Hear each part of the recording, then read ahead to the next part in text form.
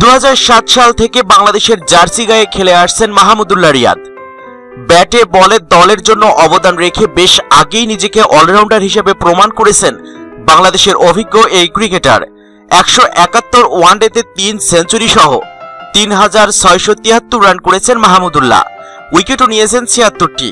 কিন্তু মজার ব্যাপার হলো আইসিসির ওয়ানডে অলরাউন্ডার র্যাঙ্কিংয়ে মাহমুদুল্লাহকে পিছনে ফেলে দিয়েছেন বাংলাদেশের বাঁহাতি পেসার মুস্তাফিজুর রহমান।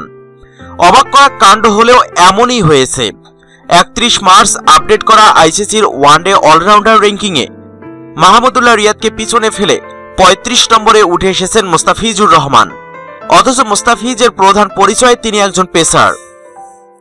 মুস্তাফিজের সাফল্যের সবই এসেছে বল হাতে। বাংলাদেশের হয়ে 43 ওয়ানডেতে 77টি উইকেট নিলেও ব্যাট হাতে মুস্তাফিজ করেছেন মাত্র 57 রান, এর মধ্যে সর্বোচ্চ 18 রান। 43টি ওয়ানডে খেললেও মুস্তাফিজের ব্যাটিং করার সুযোগ হয়েছে 21 ইনিংসে। সব মিলিয়ে পেসার হিসেবেই সবার কাছে তিনি বেশ পরিচিত। কিন্তু হঠাৎ করেই ওয়ানডে অলরাউন্ডার র্যাঙ্কিংয়ে অনেককেই পিছনে ফেলে দিয়েছেন কাটার মাস্টার। শুধু মাহমুদুল্লাহ রিয়াদই নন, বাংলাদেশের ওয়ানডে অধিনায়ক মাশরাফি মুর্তজাও মুস্তাফিজের পিছনে অবস্থান করছেন। অথচ বাংলাদেশের হয়ে সবচেয়ে বেশি 258টি ওয়ানডে উইকেট নেওয়া মাশরাফি ব্যাট হাতেও করেছেন 1752 রান। 185 রেটিং পয়েন্ট নিয়ে ওয়ানডে অলরাউন্ডার র্যাঙ্কিংয়ে 35 নম্বরে আছেন মুস্তাফিজ।